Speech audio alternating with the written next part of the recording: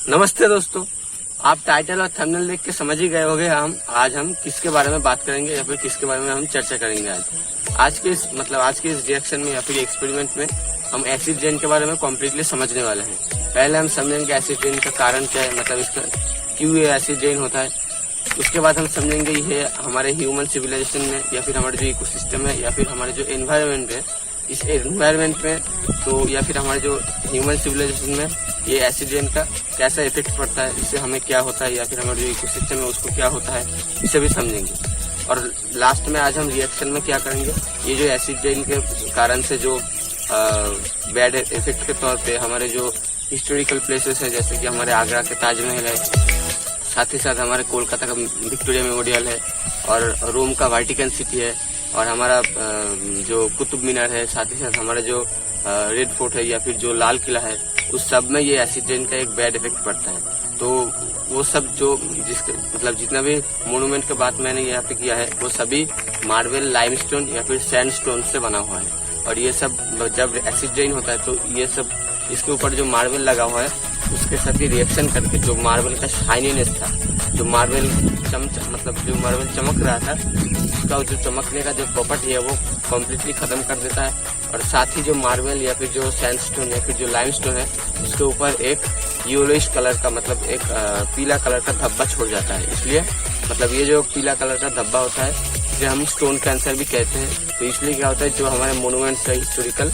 उसका जो शाइनीनेस है या फिर उसका जो लुक है वो बहुत ही खराब हो जाता है। तो आज हम प्रैक्टिकली वही ट्राई करके देखेंगे और हम क्या करेंगे, एसिड रेन में पार्टिकुलरली सल्फ्यूरिक एसिड और नाइट्रिक एसिड रहता है। ये क्यों रहता है, कैसे रहता है, हम एक्सपेरिमेंट करने के बाद हम एक्सप्लेनेशन में उसको समझेंगे। लेकिन ये जो सल्फ्यूरिक एसिड और नाइट्रिक एसिड रहता है, इसे ये जो क्या करता है, जो मार्बल है उसके साथ ये रिएक्शन करके ऐसा व्हाइट कलर येलोइश कलर का या फिर पीला कलर का धब्बा छोड़ता है और साथ ही साथ जो मार्बल है उसका शाइनीनेस को खत्म कर देता है। तो आज हम वो ट्राई करके देखेंगे। मार्बल के ऊपर हम सल्फ्यूरिक एसिड और नाइट्रिक एसिड डाल के देखेंगे, ठीक है। तो दोस्तों, हमने पहले ही इंट्रोडक्शन में आपको बता दिया है कि जो एसिड रेन होता है उसमें दो टाइप के एसिड रहता है, एक होता है सल्फ्यूरिक एसिड और एक होता है नाइट्रिक एसिड। ये एसिड कैसे फॉर्मेशन होता है इसके बारे में हम एक्सप्लेनेशन में जानेंगे। तो ये दोनों एसिड रहता है, ये पहले हम जान लेते हैं, ठीक है। तो ये दोनों एसिड ही हम मार्बल के ऊपर डालेंगे। यहाँ पे हमारे इस कंटेनर के अंदर थोड़ा सा यहाँ पे सल्फ्यूरिक एसिड है और ज़्यादा नहीं चाहिए, इसलिए हम थोड़ा सा लिए है, और साथ ही यहाँ पे थोड़ा सा नाइट्रिक एसिड है। तो ये जो दोनों एसिड है इसको हम मार्बल के ऊपर एक एक करके डालते हैं। तो दोस्तों, ये जो सल्फ्यूरिक एसिड है पहले इसको मार्बल के अंदर डालते हैं साबुन के साथ।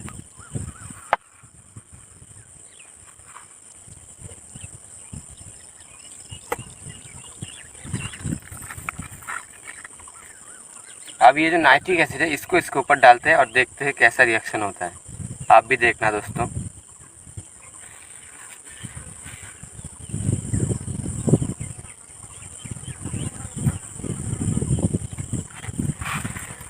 तो दोस्तों, आप देख सकते हो यहाँ पे कुछ गैस निकल के जा रहा है दूर से। वो जो गैसेस है वो है कार्बन डाइऑक्साइड गैस।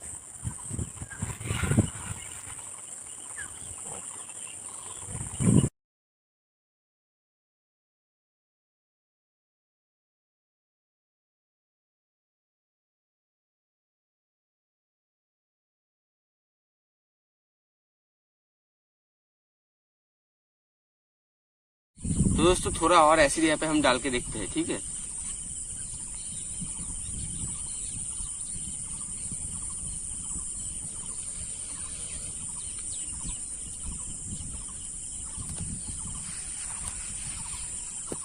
अब हम नाइट्रिक एसिड डाल के देखते हैं।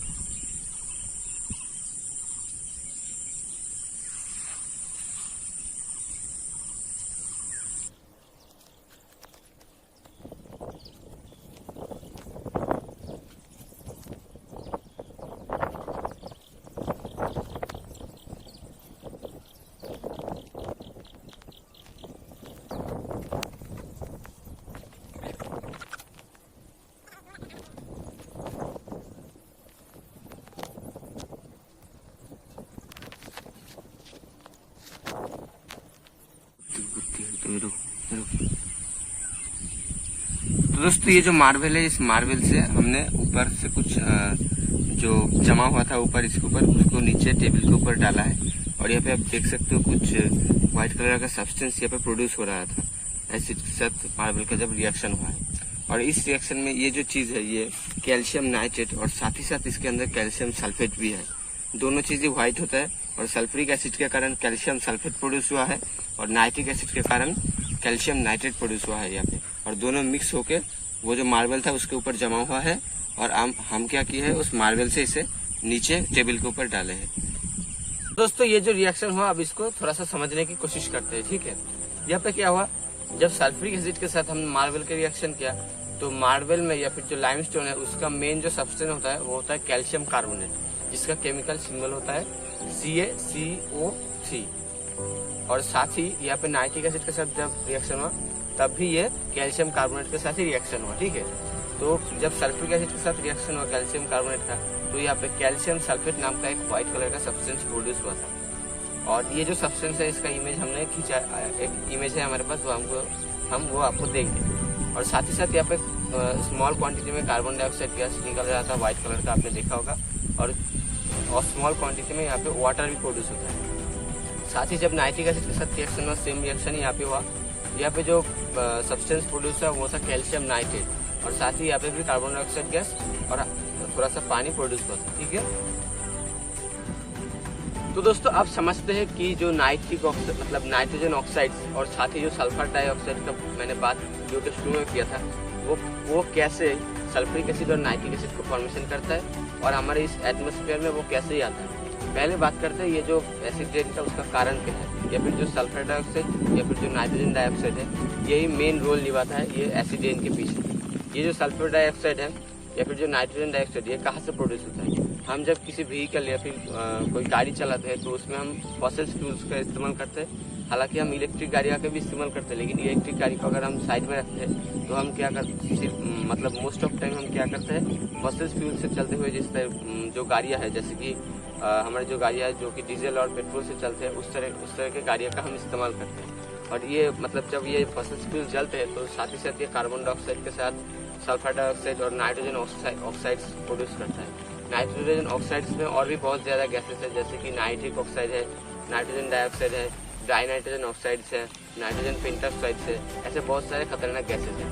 ये जो गैस हमारे एटमॉस्फेयर में है इसका मेन सोर्स है कार और दूसरा जो सोर्स है वो है उद्योग यानी कि जो इंडस्ट्री है। ये सब इंडस्ट्री में मतलब ये जो गैस है ये लॉट ऑफ क्वांटिटी में प्रोड्यूस होता है और वो क्या होता है चिमनी की मदद से एयर में मिक्स हो जाता है और साथ ही साथ ये पूरा एटमॉस्फेयर में फैल जाता है। और ये जो गैसेस है एटमॉस्फेयर में या फिर जो एनवायरनमेंट है उसमें पहले से ही जो ऑक्सीजन और वाटर के मॉलिक्यूल प्रेजेंस है, ये ऑक्सीजन और वाटर के साथ रिएक्शन करके सल्फर मतलब जो SO2 है या फिर जो सल्फर डाइऑक्साइड है वो सल्फ्यूरिक एसिड प्रोड्यूस करता है। और साथ ही जो नाइट्रोजन ऑक्साइड्स है बहुत सारे नाइट्रोजन गैसेस नाइट्रोजन ऑक्साइड्स है मैंने आपको बताया है, वो जो नाइट्रोजन ऑक्साइड्स है वो क्या करता है एयर के जो ऑक्सीजन और वाटर है उसके साथ रिएक्शन करके वो नाइट्रिक एसिड का फॉर्मेशन करता है। और ये जो दो एसिड यहाँ पे बना सल्फ्यूरिक एसिड और नाइट्रिक एसिड, ये जब रेन होता है या फिर जब बारिश होता है वो उस बारिश के साथ मिलकर नीचे आता है और नीचे आके हमारे जो ज़मीन है उसका जो pH लेवल है वो घटा देता है। pH लेवल में लगभग 6 या फिर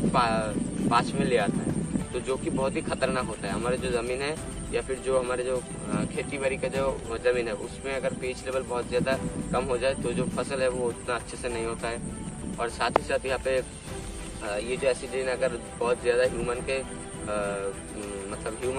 अगर हमारे ऊपर गिरता है तो हमें रैशेज मतलब हमारे स्किन पे रैशेज और साथ ही साथ हमें इरिटेटिंग होगा। और हमारे अगर आँखों में चला जाए मतलब आँखों में भी हमारे इरिटेटिंग साथ ही साथ हमारे इचिंग और रेडनेस भी हो सकता है और ये हमारे जो रेस्पिरेटरी सिस्टम है इसको भी हार्म करता है। ये जो एसिड रेन है इसका एक और साइड इफेक्ट है जो कि मैंने आज हम रिएक्शन करके देखे। ये जो हमारे जो हिस्टोरिकल मोन्यूमेंट्स है या फिर हिस्टोरिकल जो हमारे स्ट्रक्चर है या फिर जो हिस्टोरिकल स्टैचूज है साथ ही साथ जो हमारे मतलब बिल्डिंग है या फिर मतलब मेटल निर्मित जितने भी ब्रिजेस है ये सबको हार्म करता है और सबको क्षतिग्रस्त करता है। और जो हमारे हिस्टोरिकल मोन्यूमेंट के तौर पे हमारे जो ताजमहल है मैंने आपको पहले बताया ताजमहल, लाल किला, साथ ही साथ हमारे जो लाल किला के साथ हमारे जो कोलकाता का फेमस विक्टोरिया मेमोरियल और रोम का जो वेटिकन सिटी, ये सब लाइमस्टोन और साथ ही साथ जो मार्बल है उससे बना हुआ है, और उससे ये एसिड रेन का रिएक्शन करके मतलब इस मार्बल के ऊपर स्टोन कैंसर का फॉर्मेशन करता है, और मार्बल जो है उसका चमचमाना एकदम कम हो जाता है,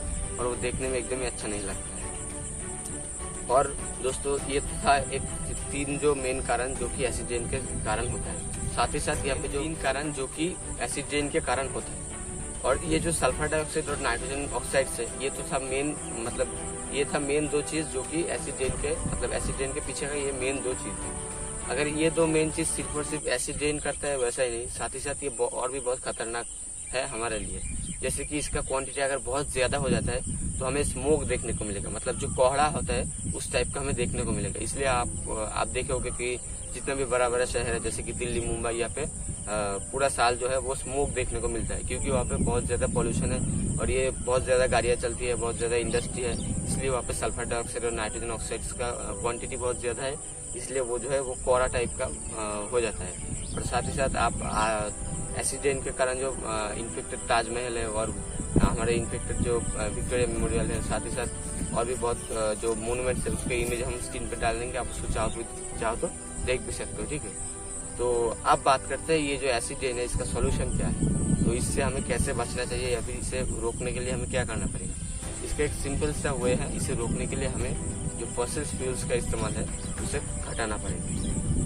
इलेक्ट्रिक कार का इस्तेमाल ज्यादा, मतलब इलेक्ट्रिक जो कार्स है उसका इस्तेमाल ज्यादा करना पड़ेगा, और प्राइवेट कार का मतलब जो खुद एक बंदा एक कार से अगर घूमता है तो वो दिक्कत कर सकता है। एक बंदा एक कार से घूमेगा तो बहुत ज्यादा जगह लेगा, साथ ही साथ वो कार्बन एमिशन भी बहुत होगा और पोल्यूशन भी बहुत होगा। इसलिए प्राइवेट गाड़ियों का इस्तेमाल छोड़ के हमें क्या करना चाहिए, हमें जो पब्लिक बसेस है या फिर मेट्रो है या फिर ट्रेन है या फिर टैक्सी है उसका इस्तेमाल करना चाहिए, ठीक है। और जितना हो सके साइकिल या फिर 2 व्हीलर में हमें काम चला लेना चाहिए, और पैदल चलना भी चाहिए। इससे क्या होगा कि जो कार्बन एमिशन का क्वांटिटी है वो धीरे धीरे घटेगा, और साथ ही साथ यहाँ पे हमें वो जो सल्फर डाइऑक्साइड और नाइट्रोजन ऑक्साइड इसका क्वांटिटी भी हमें मतलब क्वांटिटी धीरे धीरे कम हो जाएगा, और एसिड रेन का खतरा भी धीरे धीरे कम होगा। क्योंकि अगर ये एसिड रेन कंटिन्यूअसली चलता रहे तो हमारे हिस्टोरिकल कुछ मोन्यूमेंट्स भी नहीं बचेंगे, साथ ही साथ हमको भी दिक्कत होगा, और साथ ही साथ जो जमीन है वो भी बंजर हो जाएगा एसिड रेन के कारण, उसका पीएच लेवल घट जाएगा, और साथ ही साथ जितने भी लेक है या फिर जितने भी रिवर है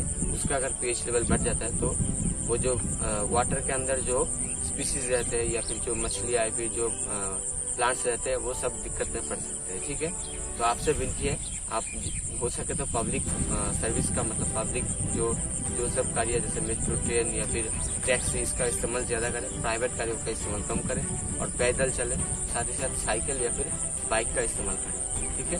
तो इस वीडियो को यहाँ पे ख़त्म करते हैं, ठीक है। अच्छा, इस वीडियो से आपको कुछ सीखने को मिला होगा, तो इस वीडियो को यहाँ पे ख़त्म करते हैं। तो आज के लिए बाय बाय, और देश के लिए जय हिंद।